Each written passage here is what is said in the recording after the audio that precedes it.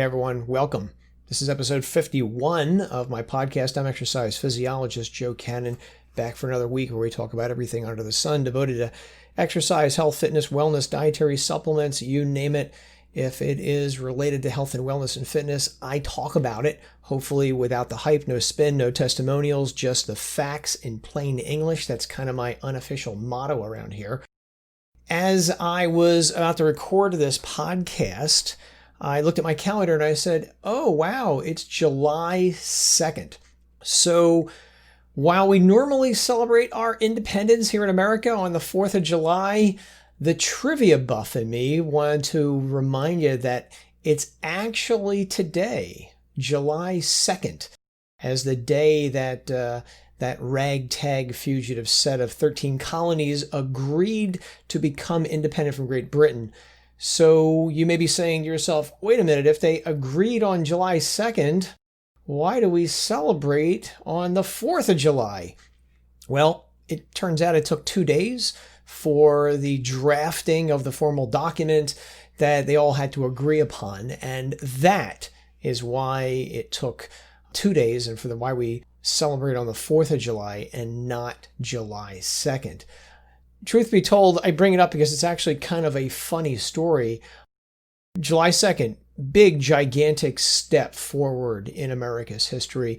And it turns out it was such a big deal. July 2nd was such a big deal that John Adams, President number 2, John Adams, he actually wrote a letter to his wife, Abigail Adams, and he talked about how this is such a monumentous day and how July 2nd would be a national celebration punctuated by yearly celebrations and parades in the streets and fireworks and all kinds of good stuff. His crystal ball actually got it right. He basically predicted everything that's going to happen, except he got the date wrong.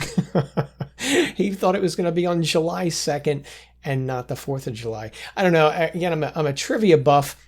And when I saw that it was the 2nd of July, I just thought I'd have to say it, bring that up, because a lot of people are not aware of that little story. But I don't know, it's actually kind of interesting. And, you know, on a second note, again, I've been thinking a lot about the 4th of July this week, especially in light of all the craziness that's happening in America. And as I was looking at the news, and I try not to look at the news as much, but I see what's happening in our world, and I found myself thinking back to when I was a kid. I grew up in the 1970s, and something unique happened in 1976. So in 1976, it was the 200th year of America. It was our bicentennial. And it was during 1976 that CBS Network broadcasted something unique. They broadcasted the Bicentennial Minute.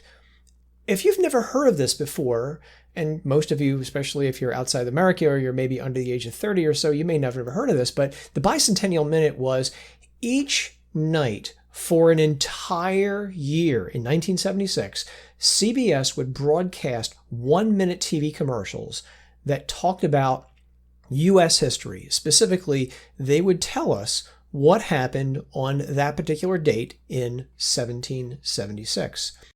These were broadcasted in prime time television between 8 and usually right before 10 o'clock at night. I definitely remember watching them, say, during commercial breaks of the Waltons, for instance. Yeah, I watched the Waltons growing up, so. It really was, however, the Bicentennial Minute. It was an unprecedented time.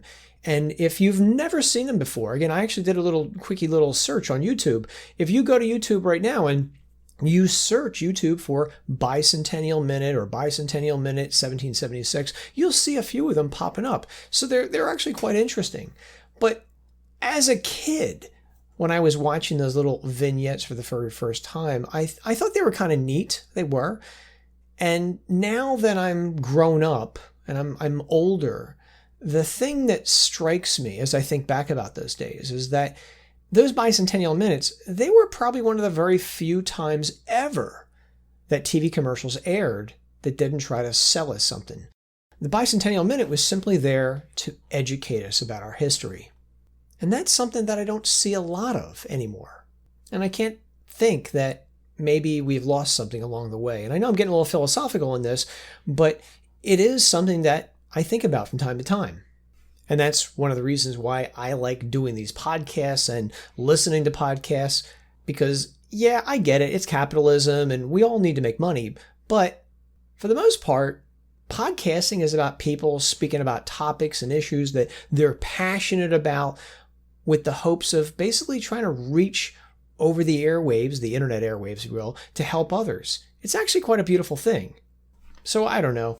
I just normally, as you know, I like to start off with the myth of the week, but since it's kind of a special time in America's history, it's just something I just wanted to bubble out of me and just wanted to talk about for a moment or two. So hopefully you've taken something from this. And again, that's my blathering for this week. So without any more talk about the 4th of July, let's talk about the meat of this episode. The meat of this episode is going to be about rhabdomyolysis.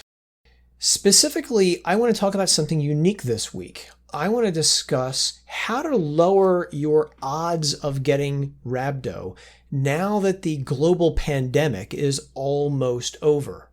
Stores are starting to open up again, the gyms are starting to open up again, and people are starting to go back to the gym. I have been wondering for a while now if rhabdo might start to increase when people return to the gym and go back to doing their original fitness routine they were doing prior to the zombie apocalypse, as I sometimes call it. So if you've listened to me before, you know that this is a topic I'm pretty passionate about. And while, no, I'm not a doctor, I have been teaching about rhabdomyolysis for over a decade. Yeah, I did write the very first book ever on exercise-induced rhabdomyolysis. It's called Rhabdo. If you've never heard of it, just jump on Amazon, just type in RHABDO. My book pops up. And besides that, you know, I've actually even had the honor of speaking to NASA about this very topic. So I mention this not to pat myself on the back, but I do so because I know there's some people out there who talk about rhabdo on the internet and do videos and stuff like that. And having looked at some of their stuff, it appears to me that they know only the bottom left-hand corner of the big picture. For over a decade, I've been starting my day looking at the rhabdo research. And so that's why I like to talk about it, because I haven't met anybody else out there like me in more than one way, but definitely in response to rhabdo. I start my day reading about the rhabdo research and about dietary supplement research and a few other topics I like to keep my finger on the pulse of. But this is something that, again, that I think needs to be addressed because I don't see anybody else talking about it. So again, I'm bringing this up now because for the past 3 or 4 months or so, depending on where you live, you've basically been stuck indoors for the most part. You may go walking in a track or something like that, but you haven't been working out or working out like you were when you were in the gym before they all closed up. And now that we're starting to see a light at the end of the tunnel, the gyms are beginning to open up again and people are starting to flock back to the gym to resume their normal workout routines. But is that always so wise to do? For example, I recently got a call from a buddy of mine who told me that when the gym that he goes to opened up, he went back on day 1 and he spent an hour and a half working out. Very first workout in 3 months, hour and a half. I was like, are you kidding me? You haven't been doing anything for 3 months except sitting around watching TV. And then you want to spend 90 minutes in the gym. No, whatever. He was lucky. He didn't actually get rhabdo, but 90 minutes is a lot for your very first time working out. But more than that, as you can imagine, I pay a lot of attention to rhabdo on social media. And I have been seeing people popping up from time to time talking about how they're in the hospital with rhabdo. And the thing that I noticed them mentioning with their posts is that they're in the hospital full of people with COVID-19 and they are terrified. As a matter of fact, terrified is the word I've seen used over and over again in some of these social media posts. So that's another reason I wanted to bring this up, because people are working out too much, winding up in the hospital. So that's why I think this episode is really topical, something you really need to hear right now. And as a side note, I'm actually kind of surprised that the mainstream media hasn't done a story on this. I think it's a huge mistake because I really do think that most people out there have no idea what rhabdo is or how serious it is. Can't tell you how many emails I've gotten over the years by people telling me, I've never heard of this before. And even though there are people talking about rhabdo now, it's not as much as I would like. Education, as I like to say, is the key to reducing rhabdo. So that's one of the reasons that I really wanted to bring this topic up right now, because again, it is topical. People are going back to the gym. A lot of people have never heard of rhabdo. So my hope is that you pass this episode on to your friends before they go back to the gym so they have an idea of how to modify their workouts. That's what we're going to talk about today. I want to talk about what not to do and then give you some ideas of what to do to lower your risk of rhabdo. Before I go any further, I know some of you may be joining me for the very first time. Who knows, maybe you just typed in a word and my podcast popped up. And if you've never heard of rhabdomyolysis before, again, it's abbreviated rhabdo. Let me give you a little bit of a background on what this is, because we all come to this with a different background. So let me just give you a quick synopsis first before I get into the main topic I want to discuss this week. So if you're hearing about this for the very first time, rhabdomyolysis is a medical phenomenon and it refers to muscle fiber destruction. I often just call it muscle fiber death because that's pretty much what the word means. Basically, people exercise so intensely that their muscle fibers, their muscle cells break down.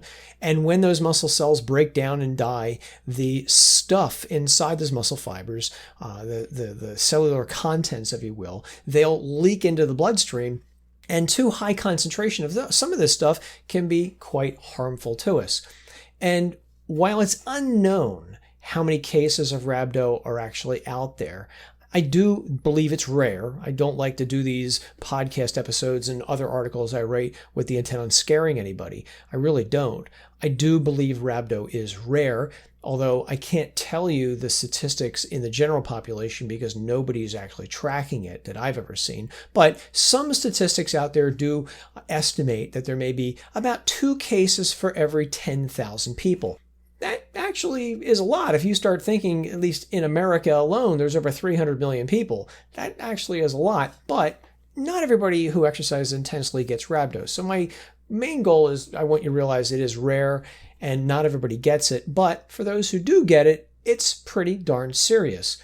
How serious is rhabdo? Well, as I like to say, rhabdo is about as serious as a heart attack because, well, you can actually have a heart attack from getting rhabdomyolysis. Other signs and symptoms of rhabdo can include kidney failure and even liver failure as well. Many people who get rhabdomyolysis, they will report having extreme muscle soreness after they get this disorder. And about the pain, about this muscle soreness, there's really no perfect way to describe what it feels like, except that it often hurts when you're not moving. And I like to point that out because we've all pretty much had regular delayed muscle soreness. And, that can hurt a lot sometimes. But what I usually like to point out to people is muscle soreness, the regular muscle soreness, if you're not moving, it's not really hurting. You're not really hurting unless you start moving around, for instance. Rhabdo, on the other hand, the pain of rhabdomyolysis, that can hurt even though you're not moving. And so as I usually point out to people, pain felt at rest when you're not moving, that's not a good sign. It's not good to be in pain when you're not moving, right? That could be anything. It could be, for instance, tennis elbow or golfer's elbow or something like that. Or it could actually be something like rhabdo. And while there's no perfect way to describe what the pain feels like, the best description I've ever heard comes from a woman I interviewed way back in episode 28. Her name is Alexandra Fezgo. Alexandra is a personal trainer that I know, and I interviewed her back in episode 28, and she gave the very best description of it. She described her rhabdomyolysis pain feeling like this. She said it was like her muscles were being put through a meat grinder, and her bones were breaking. muscles through a meat grinder and bones are breaking. There's no better description than I've ever heard than that. And so when I'm trying to describe now how the pain feels to people, I often use her words because they really are descriptive and they really do drive home that this is not a little pain. Many people are in agony when they experience rhabdomyolysis. Now, another symptom that people tend to pay a lot of attention to, especially those in the fitness world, has to do with the color of your urine. This gets people's attention really quickly, and that's why it's often, I think, overemphasized in the world of rhabdomyolysis. What happens here is that your urine changes color, and the color change is often described as looking like cola-colored, reddish, brownish color, or like tea, brownish color, like that. So reddish, brownish color urine. That's another sometimes telltale sign of rhabdomyolysis. And it often gets a lot of publicity online and even in the fitness world because you can often see it. Well, as dramatic as that symptom is, it gets people a lot of attention. I do like to point out that you don't have to have the dark-colored urine symptom.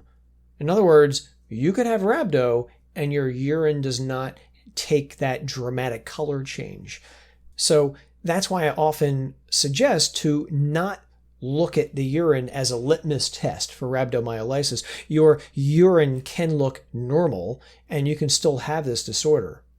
For those out there who do not take rhabdomyolysis seriously, and I know they're out there because I've met them, the thing to remember with rhabdo is muscle fiber death.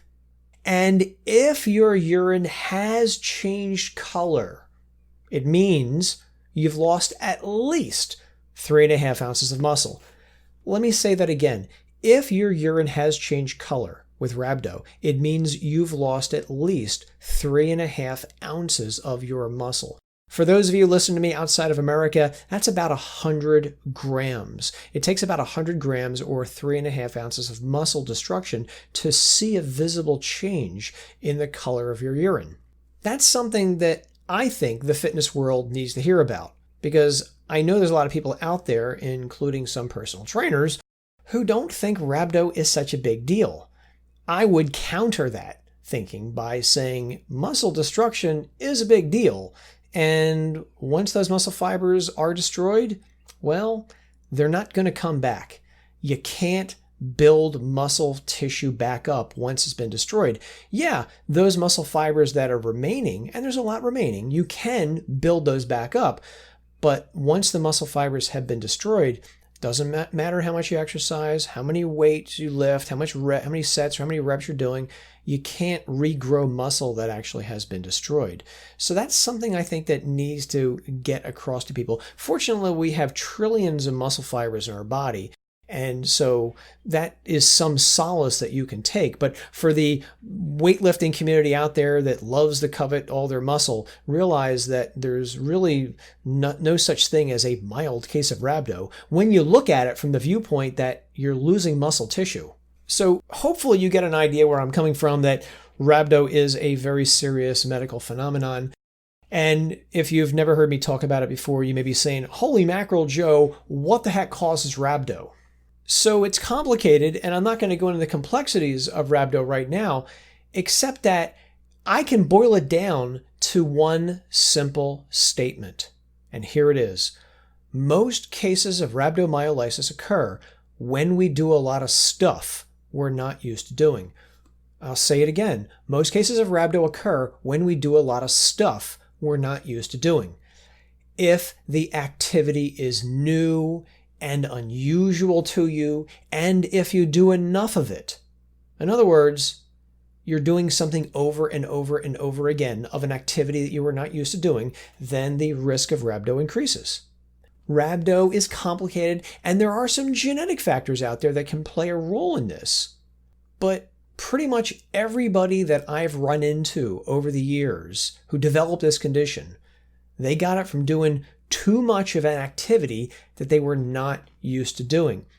If you jump back to episode 13. That's where I talked more about the genetics of rhabdo. But again, I'm not going to talk about all the genetic stuff today. Just realize, again, rhabdo is complicated, but I can boil it down to that common denominator. People get rhabdo when they do a lot of stuff that they're not used to doing.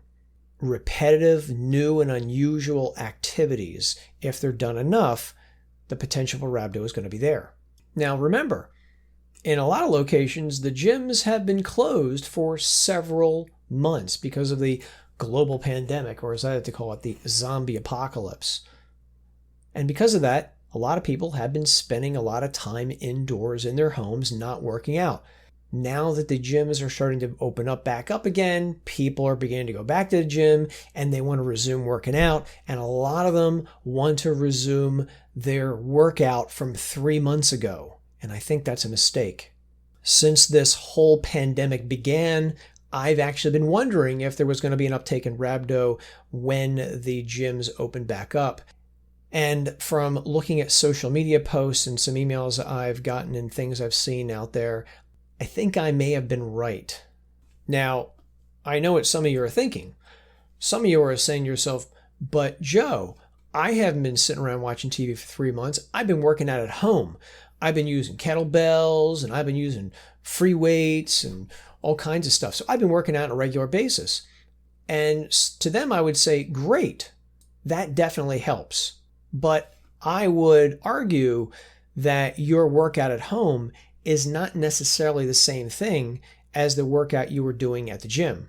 Just because you're working out doesn't mean you're working out the same way, doing the same movements, the same activities as you were in the gym. So after a 3 or 4 month layoff, when you do go back to the gym, those movement patterns that you're going to start doing again at the gym, they're going to be unusual and new to you. Movement patterns that are new and unusual and repetitive carry the risk of rhabdo if you do enough of them. And by movement patterns, I mean, for example, suppose you're doing squats at home with resistance bands. That's great, but that's not the same thing as, say, doing a leg press. Suppose maybe you're doing push-ups at home. Again, push-ups are a great total body exercise, but push-ups are not the same thing as doing a barbell bench press or a bench press with dumbbells.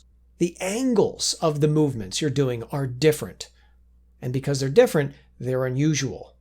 And so I wanted to bring this up because I think that some may over-rely on the fact that maybe they've been working on their own for the past 3 months or so, and so they'll say, it's okay for me to go back to the gym and redo exactly what I was doing 3 or 4 months ago. And to that, I would say, well, you might be able to. It just depends. It is complicated. Rhabdo itself is complicated, so it would depend on the types of movements and reps and sets, etc. you were doing. But because you may not have exactly the same pieces of equipment at home as maybe you did at the gym, that's why I'm going to recommend being conservative when you return to the gym.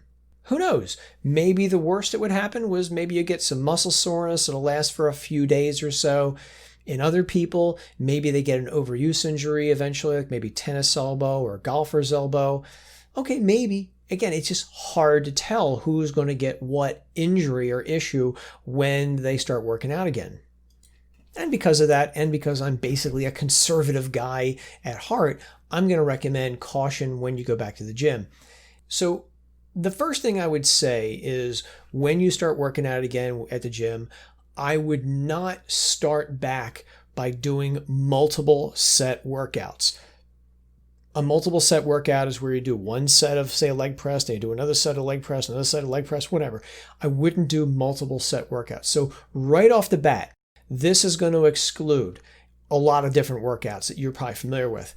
For instance, no supersets, no compound sets, no pyramid set workouts. I would not do drop sets either. I would not do any kind of split routines where you split up one upper body one day and lower body another day. All those exercise programs are just too much intensity for the muscles, the ligaments, the tendons. Remember, over the course, especially if you've been just sitting around for 3 months, all your muscles, tendons, and ligaments, they've atrophied. And so you go right back to, supersets, chest and back day, for instance, bis and tri day, things like that, or pyramids or drop sets. You go back to that, it's way, way too much intensity, too much volume for muscles and tendons and ligaments that haven't been doing a lot for the past several months. I do think the very best way to resume your workout is by doing a total body circuit training workout. A total body circuit training workout is one where you pick about anywhere from 8 to 10 different exercises and you do one exercise per body part. That's it. Just one exercise per body part. One chest, one leg, etc. Circuit training programs like that, what are they going to do? They're going to spread out the exercise stimulus over a wide variety of muscles. In other words, you're not just doing chest day. You're doing a whole bunch of muscles in a workout. So you're spreading out the exercise over your chest, your legs, your biceps, your triceps, your abs, etc. This diffuses, it dampens down the exercise stimulus. What's that going to do? That's going to cause less muscle soreness and less risk of overuse injuries like maybe tennis elbow, and it's also going to reduce the risk of rhabdo as well. Again, I'm giving you my opinion here. There is no best exercise program for reducing rhabdomyolysis. There's no studies on this that I've ever seen, but I do believe by spreading the exercise out over a wide array of muscle groups and only doing one set per exercise, this is going to dampen down, reduce the risk of this phenomenon from occurring. Having said that, one body part in particular that I hear a lot of people complaining about when it comes to rhabdo is the arms.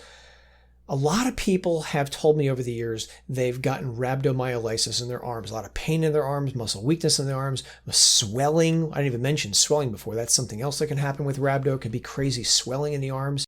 And it turns out there actually is some research to back this up. Some research does appear to show that arms are more likely to get rhabdo than other body parts. I think this makes sense because when you think about it, number one, people like to train biceps. Big biceps are coveted in the gym. You see people taking pictures of their biceps and all that stuff. So people like to train biceps. And that's one thing. That's one reason why this happens.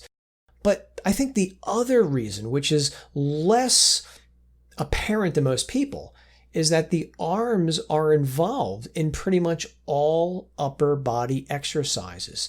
I'll say that again. The arms are involved in, for the most part, every upper body exercise I can think of right now. Think about it. You've got chest exercise, you've got shoulder exercise, you've got back exercises. The arms are involved in all of them. So for instance, you could go into the gym and you could do, for instance, let me just pick 7 exercises that are common in the gym. Pull-ups, bench press, lat pull down, incline bench press, flies, shoulder press, lateral raises. Those are 7 exercises right there. So suppose you're doing 3 sets of each of those 7 exercises I just mentioned. While you may be doing 3 sets of each of them, because you needed your arms to do them all, that means your arms really just did 21 sets. Think about it. You did 3 sets of pull-ups, you need your arms. You did 3 sets of bench press, you need your arms. If we just did 7 exercises, 3 apiece, that means you did 21 sets on your arms. This is one of the critical mistakes I think people are making in the gym. Most people know that the lat pull down targets the lats and the bench press targets the chest, but what they forgot is that the arms are involved in all those movements as well. This, I think, is why doing multiple set programs can be so challenging on the arms and why I think arms are going to be more likely to get rhabdo. They're a smaller muscle group. They're overworked in the gym as it is.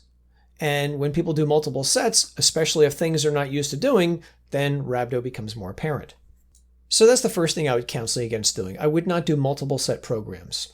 The other thing I would probably tell you not to do, especially for any beginner or anybody just returning to the gym, is I wouldn't go to failure. I would not go to muscular failure. And I bring this up because this is actually quite a popular topic in the gym. A lot of people say, oh, if you want to get big, you've got to go to failure. So what is failure? Number one, momentary muscular failure is that point when you cannot do another rep. Your muscles are just exhausted. While there is a time and a place for going to failure, I think for most people, you don't need to go to failure. Stopping, maybe if you got about 3 more reps in your tank and stopping right there, I think that's good enough for most people. But for those who haven't worked out in 3 months, 4 months, 5 months, going to failure is a huge mistake. Pushing your body to failure is just too darn intense. At the very least, it's going to cause a lot of delayed muscle soreness, that pain you feel 2 or 3 days later. But at the worst, again, it could cause rhabdo or maybe even some other overuse injury like maybe tennis elbow or something like that. Rotator cuff injury. Again, it's hard to say, but going to failure, just realize the greater the intensity of exercise, also the greater the risks of exercise as well. I just don't want to put the emphasis here on, say, you're working on your own, you're working out in the gym on your own. What about if you want to do a group exercise class? Group exercise classes are actually pretty popular in the gym. And while some gyms are slowly opening up their group exercise programs, I know this is happening, and they're doing social distancing in some of the classes and stuff like that. Regardless, group exercise classes have been associated with rhabdomyolysis. And the class that I come in contact with most, that people email me the most about over the years, have been indoor cycling classes. Indoor cycling classes have caused a lot of rhabdo over the years. Again, statistics I can't give you. I can tell you that there have been several cases. The very first case I've ever heard of dates back to, I think it was 2004 in Scotland, of all places. But there have been multiple instances of this. Again, I think, like all rhabdo, I think the risk is low. But because if you think about it, indoor cycling classes are intense and you've never done one before. There's a lot of things that and are repetitive. There's a lot of things that can factor into it.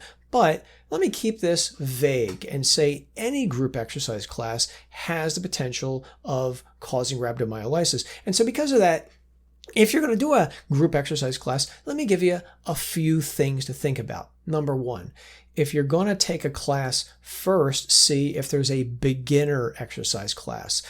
Some classes have beginner and intermediate and advanced. Don't start off with the intermediate and advanced. If you've never done a group exercise class before, see if there is a beginner class and start with that. Also, if you're going to take a group exercising class, make sure you tell the instructor that you've never taken that class before. Tell them, hey, this is my very first class. When you do this, psychologically, they're going to pay more attention to you than they are other people. Okay, so again, bringing yourself to their attention, I think, is going to help you in the long haul. Also, do not try to keep up with the instructor and do not try to keep up with the rest of the class. I think when people are in a group exercise class, again, there is a group mentality, and sometimes people tend to want to maintain the intensity of the class and they don't want to fall behind. And sometimes, again, people say, well, I'm as good as that instructor. I can do just as much as they were doing. And they push beyond their mental breaking point, as I say. This is another thing that I think will raise the risk of rhabdomyolysis. So by working at your own pace and not working at the pace of the instructor or the rest of the class, I think this can reduce your risk of getting this disorder as well. The other thing I would point out is a lot of group exercising classes like to use heart rate in them, and you've got to maintain a certain percentage of your maximum heart rate. Some people wear heart rate monitors and stuff like that, and they'll have people maintain 60% of max heart rate or 80% of max heart rate, whatever. I'm generally not a fan of heart rate because different people of different fitness levels will perceive a percentage of max heart rate as being differently. And again, it gets complicated, but I'm just not a fan of it. And so because of that, I'm much more a fan of using what's called the Rpe scale, the Rpe scale, 3 letters, Rpe. And Rpe stands for ratings of perceived exertion, ratings of perceived exertion. This is a very simple way to gauge how hard you're exercising. It's essentially a scale that goes from 0 to 10. A 0 is what you're at right now. Assuming you're sitting down or you're in your car listening to me, you're at a 0. You're not doing nothing. A 10, on the other hand, a 10 is the hardest exercise you've ever done, and any couple of seconds now, you will be forced to stop. If you've never seen the Rpe scale before or even heard of it, just do a quick search on your search engine of choice. Just type in Rpe scale exercise, and you'll see pictures of this thing popping up. Studies have looked at the Rpe scale and shown it to be very, very effective at seeing how hard somebody is exercising. So, give you an idea of what you might want to look at in terms of Rpe. Generally speaking, if you're basically a healthy person, anywhere from 3 to 6. 3 to 6 on the Rpe scale is pretty much moderate exercise, and I think it'll be appropriate for most people. I don't think the vast majority of people listening to me need to be an 8 or a 9 or a 10. The only people who should be at a 9 or a 10 would be pro athletes, firemen, police, military, where your life is in danger or you've got to work at your ultimate maximum ability. In those instances, okay, great. But the vast majority of people, 3 to 6 will confer lots and lots of health benefits. And so I like Rpe scale better than heart rate. And again, it gets complicated, but you could have two people and one person could be very fit, another person could be very unfit, and you could have them both exercising at 70% of their maximum heart rate. And if you said to them, how do you feel on a scale from 0 to 10? The very fit person may say 5 or 6. The very unfit person may say 8, 9, maybe 10. Again, it just depends on their fitness level. And that's why I like the Rpe scale better. And that's why I would suggest using that and asking yourself in the group exercise class, how do I feel on a scale from 0 to 10? And again, if you're within 3 or 6, you're doing okay. The other thing I would say is if you're doing a group exercise class, definitely bring water to the class. So many people I see don't bring water to these exercise classes. Again, if you've heard me talk about Rhabdo before, you know that there are people out there who like to put a lot of say, oh, you got to drink a lot of water to prevent rhabdomyolysis. Well, that's actually a bit of a myth. And somewhere in the archives, if you skip back, you'll find one of my episodes where I actually dispelled the biggest myths of rhabdo. And one of those myths actually does have to do with water. Drinking water does not stop muscle fiber death from occurring. It does mitigate the effects of the kidneys, but it doesn't stop the process from occurring. But I definitely don't want you getting dehydrated in some of these classes. Some of these exercise classes are actually in a hot environment. They crank up the heat, which I don't want. So do bring water. And don't be afraid. Don't be afraid. Another thing I point out to you, don't be afraid to walk out of that class. If you think you've had enough, pick up your gear and leave. You don't have to feel embarrassed. You're not going to be embarrassed. As a matter of fact, the instructor would want you to leave if you're not able to continue. They would want you to, because believe me, you're making their job easier. They definitely don't want you passing out on them in their class. Trust me, they don't.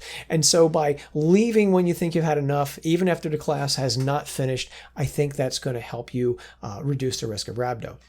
A lot of us have been cooped up for 3 months or more, and, me included, we have gained, as I sometimes call the COVID-15. We've gained weight. And so on top of wanting to go back to the gym and work out like a monster, some of us may gravitate towards weight loss supplements. I'm simply going to say don't do them. These weight loss supplements, 9 out of 10 of them have no evidence that they work whatsoever. And so I'm going to say don't be taking fat burners. And along the same lines, I'm going to say throw away the pre-workout supplements too. There's pre-workout supplements. They're just bunches of caffeine. That's all they are. They're expensive caffeine supplements. I've looked at a lot of them over the years, and I'm unimpressed with what I see. So, fat burners, weight loss supplements, don't worry about any of that stuff. Again, most of them are more marketing hype than anything else. And I'll leave it at that. This is definitely not an episode on dietary supplements, but I can't talk about, exercise without maybe throwing this in, because again, people, they want quick weight loss. And so they want to go into the gym and they want to beat themselves up with a lot of exercise. And they want to combine that with weight loss supplements that maybe they've seen on the internet or TV or some so-called influencer. We'll be talking about it. Oh, by another sidebar. Don't always believe those social media influencers either, because I just learned something this week that I had never even heard of before. There are virtual influencers. virtual. In other words, they're not real. They're computer-generated creatures that are designed to market stuff. I'm not making this one up. Believe me, this was a shock to me as well. Virtual influencers. I actually, when I ran into this, I saw a study that said that many people are following virtual influencers on social media, and they're not even aware that they're not real. That's how good computer technology is getting. These things look and act like humans, but they're not. Again, that's a discussion for an entirely different day. But bottom line, fat burners, nah, don't need them. Pre-workouts, you don't need those either. Again, if you want to learn more about that stuff, I got a whole website devoted to nothing but dietary supplements, which is supplementclarity.com. Go check it out for more on that. I didn't want to just talk about the gym in terms of rhabdo. I also wanted to bring out school, because a lot of kids have been homeschooled for the last several months, and schools are going to eventually start to open up again. And with school comes gym class, or as they call it now, PE class, physical education. So for the gym teachers, the PE teachers, and the coaches out there, be cautious of those classes with these students. Even though they may have been told to work out on their own and stuff like that, when they do return to PE class, or say they're going to do an organized class like football or whatever, just realize that they are probably not working out as well or as hard as maybe they were told to do. And I get that. We've all slacked off. But also the classes that you teach may be more intense than they're able to withstand, especially if you're doing this outside in the summer and it's hot. There have been instances, unfortunately, of kids getting rhabdo in gym class. This has happened. And so I want to bring this to the attention, because I don't think a lot of PE teachers are aware of what rhabdomyolysis is. I would love to go into high schools and colleges and lecture about rhabdo to those, and that's something it is on my list of things to do, because it is such critical information that PE teachers and football coaches and hockey coaches, etc., need to be aware of. Just be aware they're not working out on their own as much as maybe you had told them to, and so gym classes in the beginning should be at a lower level than before the pandemic hit us. The last thing I would point out to you, and we talked about a lot during this, but I kind of wanted to end this episode on kind of a funny note, but really kind of a sensible note as well. So, Seinfeld. Yeah, Seinfeld. Probably is one of my favorite TV shows, right behind Star Trek.